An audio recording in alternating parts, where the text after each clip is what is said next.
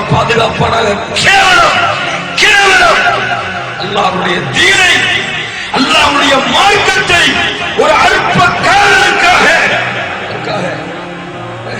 ஒரு அல்ப காலத்துக்காக, ஒரு ஆணின் சுகத்தை அனுபவிப்பதற்காக அல்லாஹ்வுடைய தீனை தூக்கி எறிந்து போகக்கூடிய பெண்களை பார்க்கிறோமா இல்லையா? பார்க்கிறோமா இல்லையா? வாகனங்களிலே உலா வருகிறார்கள் அல்லாஹ்வை மறுத்து வாழக்கூடிய கூட்டத்தோடு. சர்வ சாதாரணமாக அந்நிய ஆண்களோடு அந்நிய பெண்கள், அந்நிய பெண்களோடு அந்நிய ஆண்கள் என முஸ்லிம் சமூகத்துடைய ஒட்டுமொத்த ஒழுக்கமும் அல்லாஹ்வால் பாதுகாக்கப்பட்டவர்களை தவிர, அல்லாஹ்வால் சிறப்பு கொடுக்கப்பட்டவர்களை தவிர மற்ற எல்லா பெண்களுடைய நாகரிகமும் கலாச்சாரமும் பண்பாடும் ஒழுக்கமும் இஸ்லாமிய மார்க்கத்தை விட்டு தூரமாகிக் கொண்டிருக்கிறது நாளுக்கு நாள். நம்முடைய சமூகத்துக்கு மாற்று மதத்தார்களோடு ஓடி போனா பெரிய விஷயம். மாற்று மதத்தார் ஓடி போனா பெரிய விஷயம். ஓடி போனது முஸ்லிம் சொன்னா அல்ஹம்துலில்லாஹ். ஓடி போனது முஸ்லிமோடையாவது ஓடி போறாரு. அப்படி சொல்லும் அளவிற்கு நம்முடைய சமூகம் குர்ஆனையும் சுன்னாவையும் விட்டு தூரமாகிக் கொண்டிருக்கிறது. குர்ஆனையும் சுன்னாவையும் விட்டு தூரமாகிக் கொண்டிருக்கிறது. கண்ணியத்துக்குரியவர்கள், அல்லாஹ் ரப்பல் ஆலமீன் பாதுகாப்பானாக. அல்லாஹ் ரப்பல் ஆலமீன் இரக்கம் காட்டுவானாக. நான் ஒரே ஒரு செய்தியை என்னுடைய சமூகத்துடைய முஸ்லிம் பெண்களுக்கு சமர்ப்பித்தாக வேண்டும். இந்த மாற்று மதத்தார்களை திருமணம் செய்ய வேண்டும் அல்லது மாற்று மதத்தார்களை காதலிப்பேன், அதற்காக எதையும் தூக்கி எறிவேன் என்று சில முஸ்லிம் பெண்கள் சொல்லுகிறார்கள். டிவிகளிலும் நாளடைவில் நாம் பார்த்துக் கொண்டிருக்கிறோம். ஒரே ஒரு சஹாபி பெண்ணுடைய வரலாற்றை நான் சொல்ல வேண்டும். உம்மு சுலைம் ரலியல்லாஹு அன்ஹா. யார் அவர்கள்? இந்த நாவல் இந்த பெயரை கொஞ்சம் உச்சரியுங்கள். உம்மு சுலைம் ரலியல்லாஹு அன்ஹா. யார் அவர்கள் தெரியுமா? கையிலே குழந்தையோடு இருக்கிறார்கள். அனஸ் ரலியல்லாஹு அன்ஹு.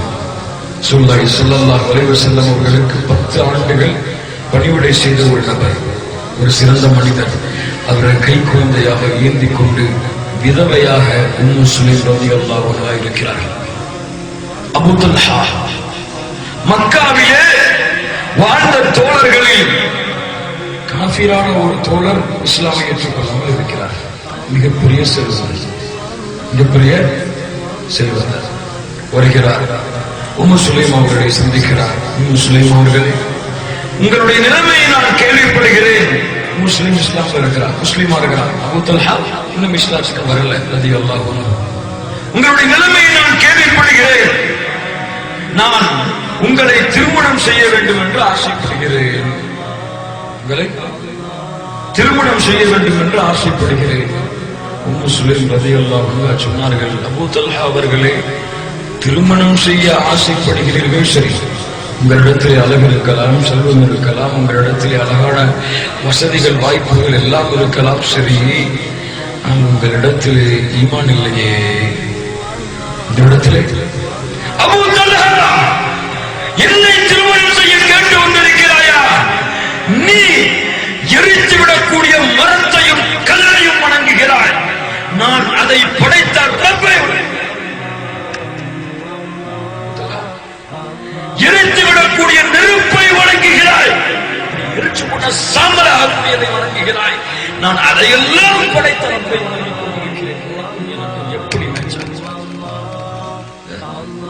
பொட்டு வச்சாதான் மேய்ச்சாங்க. எங்கே சமூகத்திற்கு கற்பிக்கப்படுகிறது இந்த ஒழுக்கங்கள்?